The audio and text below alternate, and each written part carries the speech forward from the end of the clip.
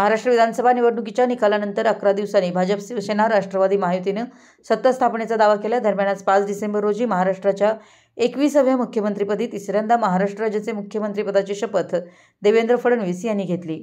तसेच उपमुख्यमंत्रीपदी एकनाथ शिंदे व अजितदादा पवार यांनी शपथ घेतल्यानंतर कुरुंदवाड येथील जुने बस स्थानक येथील भाजप कार्यालयाजवळ महायुतीच्या कार्यकर्त्यांनी नागरिकांना लाडू वाटत फटाक्यांची आतषबाजी करून जल्लोष साजरा केला।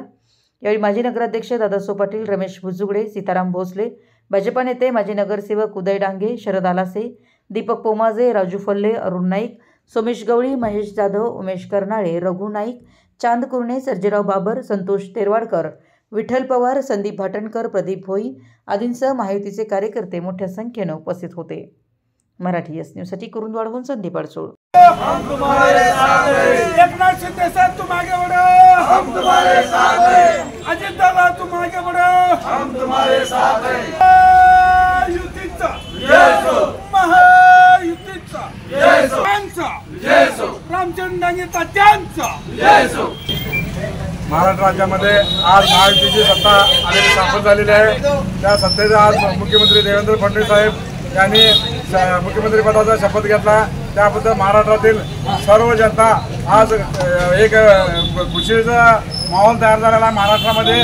त्यासाठी मुख्यमंत्री साहेब तसेच दोन उपमुख्यमंत्री आज एकनाथ शिंदे साहेब असतील किंवा अजितदादा असतील, आज हे तीन नेते आज महाराष्ट्र एकजुटीनं काम करतायत आणि महाराष्ट्राच्या आज ते प्रगतीपथावर घेऊन जाते अशा एवढी आम्हाला अपेक्षा आहे। दिवाळीसाठी आज महाराष्ट्रात मंत्रिमंडळ स्थापन झालं।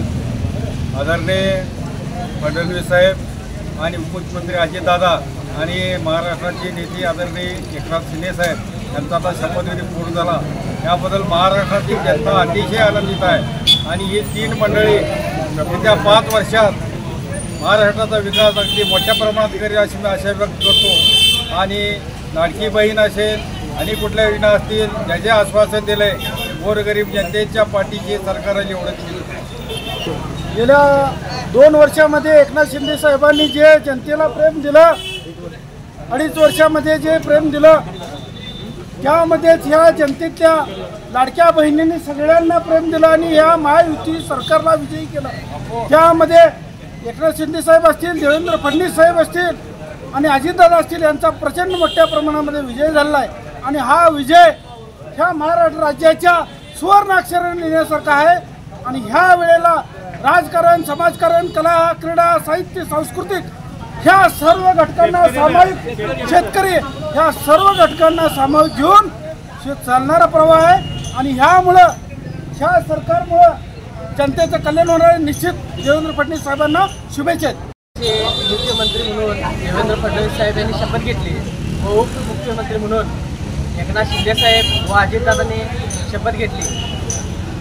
एवढंच सांगतो की हे तिघजण मिळून महाराष्ट्राची इकॉनॉमी पुन्हा एकदा टॉपला नेऊन ठेवणार एवढं बोल। माझ्याच मैदानावर महाराष्ट्र राज्याच्या 3 मुख्यमंत्री आणि 2 उपमुख्यमंत्र्यांचा शपथविधी नुकताच झालेला आहे। त्याबद्दल आपल्या सर्वांच्या वतीनं आम्ही त्यांचं अभिनंदन करतो। शेतकरी असो, शेतमजूर असो, कष्टकरी असो, कामगार असो, विद्यार्थी असो, युवक असो, त्याच्यानंतर लाडकी बहीण योजनेखाली असो, वृद्ध असो आणि तरुण असो, या सर्वांना बरोबरी घेऊन जाणारे हे सरकार आहे। या सरकारमध्ये जे काही आज मंत्री निवडले जाणार आहेत आणि मोदी साहेबांचा आणि अमित शहांचा जो आशीर्वाद आहे त्यांच्या मागे देशामध्ये एक नंबरचा महाराष्ट्र आणण्याची ताकद त्या तिघांच्या उद्या लक्षात घ्या। 3 मूर्ती, महान शक्ती आणि हे ब्रह्मा विष्णू महेश हे सगळं अवतरलेलं आपल्याला महाराष्ट्राचं दिसेल। महाराष्ट्र सुजलाम सुफलाम झालेला दिसेल आणि ते केल्याशिवाय ते राहणार नाही।